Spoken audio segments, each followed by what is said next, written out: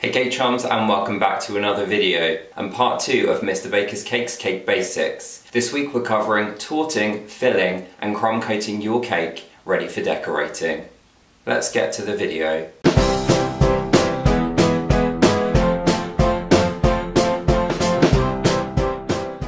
So if you've just stumbled across my channel, don't forget to check out last week's video, which was all about how to bake your cake. I'll link it above in the corner so that you can go and check it out. And a couple of extra tips that have kind of come up since I posted that video. If you do find that your mixture is a little bit too thick, particularly at this time of year, then you can always add up to a cup of milk to the mixture to thin it down before you put it in the baking tins. Obviously, we talk about having our ingredients at room temperature for baking, but room temperature can vary depending on the time of year. So as you saw in last week's video, my mix was very thick. So if you add an extra cup of milk to the mixture, it will just thin it down a little bit more, but still give you that perfect bake. I will be honest, I have rebaked my cakes from last week because as you saw, they did come out a little bit dark and I wanted them to be perfect for the next step, the torting, filling and crumb coating. This is what we're aiming for, a beautiful golden colour all the way around, and you'll see I've still got those beautiful flat tops. But anyway, I think it's time to get down to some torting, don't you? Before we get started, there are a few pieces of kit that are pretty essential for torting, filling and crumb coating your cakes. The one thing that I would not be without is my Agbe cake leveler. I talked about this in my top 10 gift ideas for cake decorators, and this is very much kind of the Rolls Royce of cake levelers. For those of you who are unfamiliar with cake levelers, it is a tool used to slice through your cake horizontally to make sure you get lovely, even, flat layers. Now, of course, you don't need to go out and spend hundreds of pounds on this standard of product. You can also do the job with the wire-based levelers, which I used for many years, or even, of course, with a bread knife. The tricky part there is just making sure that that cut through the centre stays really, really level. I've seen lots of tips on how to do that, including measuring and putting cocktail sticks all the way around the cake. You can use a knife that you're resting on something to make sure that you don't move it too much up and down or at an angle. I've even seen people do it with dental floss where you tie it around the cake and then, ow, and then pull it through. The Agbe is just my preferred tool of choice, and I'll show you it in action in just a second. The other things that you will need are at least one spatula. I prefer to use an offset spatula, which means that you can see it's not just straight up flat, it does have a bend to it. It's just what I feel most comfortable using.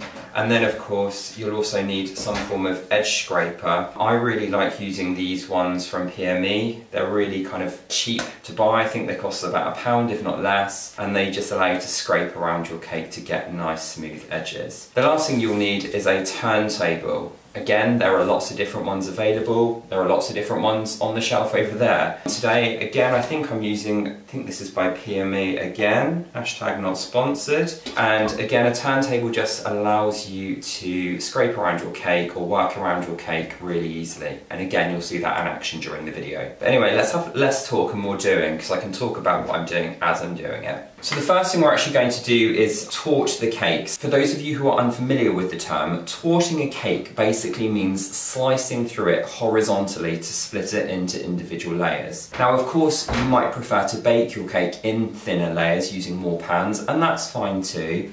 I just have always baked deeper cakes, which means that I then slice them into those layers. You could, of course, just put the two cakes together, much like this, which would still give you that nice deep cake. I just really love lots of layers because it means I can pack in lots of fillings, and that's why I tort my cakes. So, using my Agbe cake leveler, it features a razor sharp metal blade which is hidden away by this cover when I'm not using it. And then you just set the height on the leveler to the height that you want each layer of cake to be. This is the same if you're using one of the metal kind of wire levelers. I'll put a picture up down below because I don't think I'm explaining myself very well.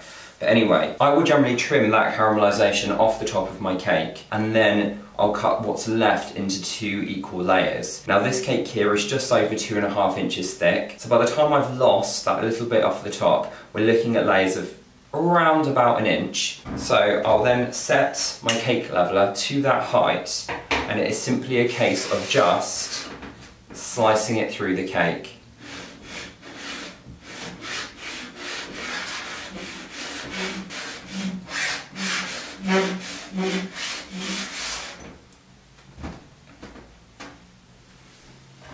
And then I'll do exactly the same thing again. And you should be able to see that the amount of actual waste from those two cakes is very, very minimal. There's not really a lot left here at all.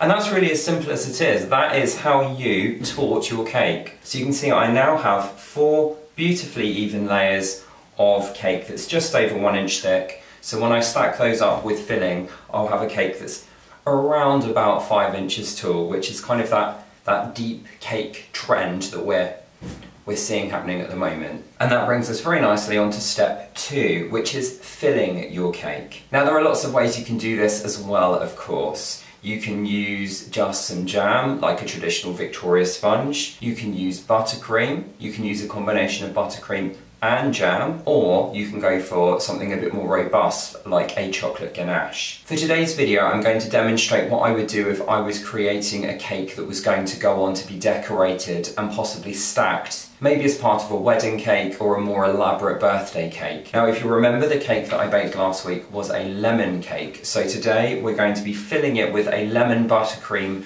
and lemon curd, and then we're going to cover it with milk chocolate ganache.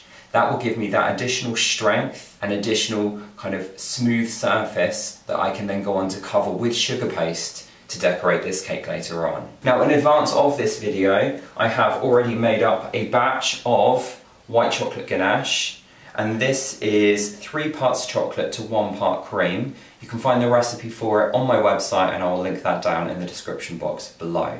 I've also made up a batch of lemon buttercream. Quantities here are 2 parts icing sugar to 1 part butter. And then finally, I've also whipped up a little batch of lemon curd as well. I don't think I've got the recipe for this on my website yet, so I'll have to add that at some point, and then I'll come back and add the description. But of course you can use shop-bought lemon curd if you want to, or my recipe I think originally was adapted from one on the BBC Good Food website. So if I find that one, I'll put that in the description box below for now. So we're going to start today with our base layer, and I'm going to put this straight onto a cake board which is resting on a turntable. You need to make sure that your bottom layer is one of the layers that you cut off the bottom of the cake. We want that to be on the bottom. And to stop it moving around while we're filling it, we're going to just put a little bit of our chocolate ganache onto the cake board. We want to make sure that's nice and central so that when we come to work on the outside, it stays very much in the middle of the turntable. And then I actually start by piping a ring of the chocolate ganache around the outside. That's simply because when I put the next tier on and push down, there will be some of it that squeezes out. Because I'm covering this cake with white chocolate ganache, if I have buttercream coming out from between the layers, what that would do is stop the chocolate ganache kind of forming a nice even layer because of the two consistencies being so different. So by putting a ring of ganache around the outside of the cake here, that will seal all that lovely filling inside, and it will allow me, when I crumb coat it, to kind of form a consistent ganache wall around the cake. I don't know if I'm explaining this very well, but hopefully it will all become clear as I am assembling the cake today. So to do my ring around the outside, I'm going to use a piping bag. Now my ganache has gone a little bit hard where it's been sat out at room temperature. It is quite a cold day today. If you find that is the case, what you can do is apparently drop it on the worktop. What you can do is just pop the bowl in the microwave for about 20 seconds and then give it a jolly good stir, and you should find it becomes a bit more workable again. So I've just popped some of that ganache into a piping bag. I haven't put a tip in it or anything like that, and I'm just going to snip the end off. Now my tip for when piping is, rather than trying to squeeze down from the end, which is way too much hard work, I'll twist part way down, and then that's where I'll squeeze from. It just gives you a little bit more control, and I can pipe a nice thick ring of my ganache all the way around the edge of the cake. And again, that will just stop any of that filling oozing out when I start to stack the layers on. Inside that ring, we're then going to take some of our buttercream, and again this is just icing sugar, butter, and a little flavouring. I do like a nice generous layer of filling, as you should be able to see, which is another reason why that barrier of the ganache is really useful, because it will just stop any of it squirting out the sides.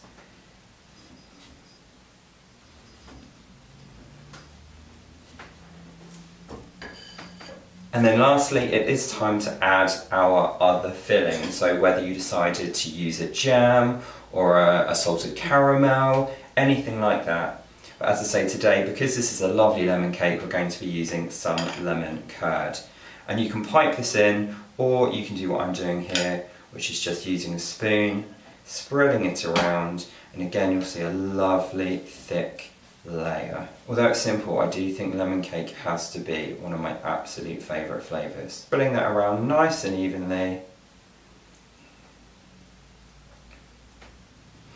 And by the way, if you want to, you can also add some flavouring to your chocolate ganache as well. White chocolate ganache takes on flavouring really, really well. I've made a white chocolate lemon ganache many times just by adding in some lemon extract to the cream before I pour it over the chocolate. So that's another way that you can pack even more lemon flavouring in if you want to. So once I'm happy with this, I'm going to take my next layer of cake, pop it on top. Check that I'm happy that it's even. You'll see that I do lots of going down to look at the cake from the side because we don't get the best view looking at it from the top. And then give it a nice squeeze down and we're ready to do the same thing all over again. We can probably speed it up and play some music.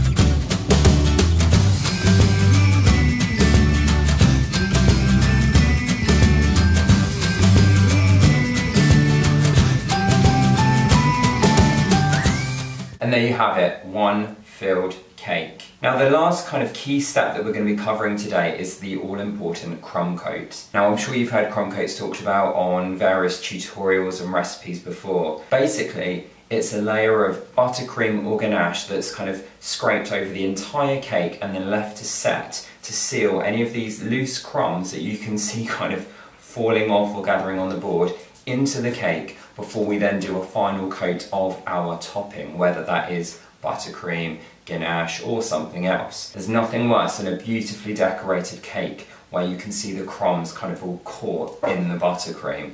And especially if you're going for a buttercream finish on your cake, we need to get those locked away first. The first thing I'm going to do is get rid of these loose crumbs on the board by just running an edge scraper all the way around the bottom of the cake and scraping them off. The next thing is just run that scraper around the cake as it is now and just remove any of those loose crumbs that are overhanging. And again, we'll get rid of those off the board. Now, as I mentioned earlier, I'm going to be crumb coating and covering my cake with the white chocolate ganache today, simply because I find it gives me a much sturdier base to then go on to decorate. However, this will work equally well with your buttercream as well, so don't panic. If you're somebody who's like, oh gosh, I've never used ganache and I'm not sure where to start, that's absolutely fine. Use your buttercream, but do it exactly the same way as this. Chill it in the fridge for about 20 or so minutes before you go on to cover it, and you'll be absolutely fine. So I'm going to start by going around and just filling some of these kind of cracked bits where perhaps I don't have quite so much ganache coming through already. And then the next thing is to cover the sides.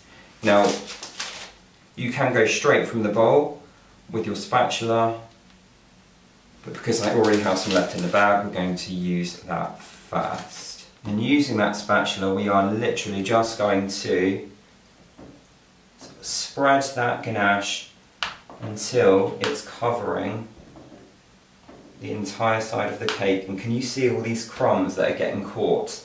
That's exactly what we're after. We want to lock those crumbs away so that when we then come to do another coat after this one's had time to set, they will be completely concealed and we'll have a beautifully even, smooth, stunning finish on our cake. Once we've got that even layer, I'm just going to go around the outside in a horizontal direction just to make sure it's nice and firmly attached and I haven't missed any little bits at all. If you do find you've got one or two little holes, just get a little bit more ganache and spread it over the top. This layer does not need to be perfect at all because this layer will be covered up. We want it to be smooth and we want it to be even, but it doesn't need to be pretty. So we're going to do exactly the same on the top as well. So we want this to be nice and level and even. And you'll see that what I'm doing is I'm not really moving the palette knife or the spatula too much. I'm letting the turntable do most of the work. And we'll go around the side again. Now if you do find yourself scraping some off, what's really important is you don't then scrape that back into the bowl with the rest of your ganache, because of course what can then happen is you put those crumbs into the ganache that you're going to use for the next layer, and you do end up still with that crummy layer. So have a separate bowl for scraping your crumb ganache that you're scraping off into. I'm just going to kind of bring all of that kind of build up around the edge into the middle here.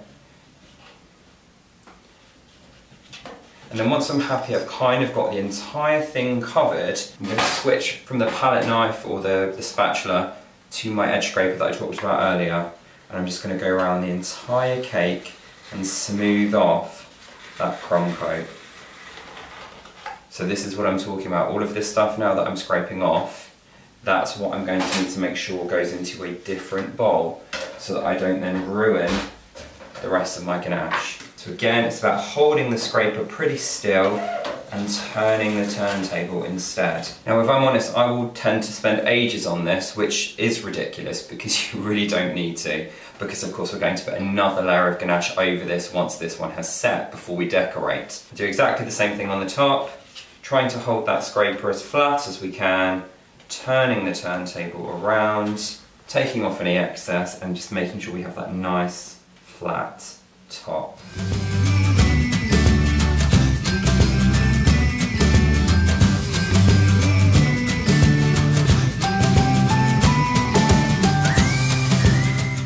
But I am just starting to be quite finicky now, so I am going to stop there. So there you go. If I give this a little bit of a spin, you will see that it's absolutely not a perfect finish at all. That's not what we're looking for. What we're looking for is all of these crumbs that you can see running through the ganache. We want them to be locked away. So if we leave this in the fridge now for about 20 minutes or out on the surface at room temperature for a little bit longer, I can then come and put another layer over the top of this, and this one here will be so set that nothing will come through at all, and it will give us that perfect blank canvas.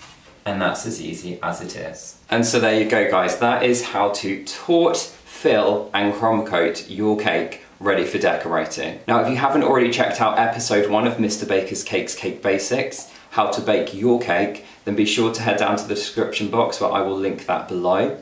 And be sure to hit that subscribe button down there on the right and ring the bell of course to make sure you get a notification of when episode 3 goes up this time next week. If you have already subscribed, thank you so much for being part of the Mr. Baker's Cakes Cake Chums family. Don't forget I publish new videos every Friday around about 6 PM, depending on if I've got them finished in time. Now I need to make the decision of whether I'm going to freeze this so that I can use the same cake in next week's video, or whether it might just prove a little bit too tempting, in which case I might have to do another one for next week. But once again, thank you so much for watching guys, and I will see you next week.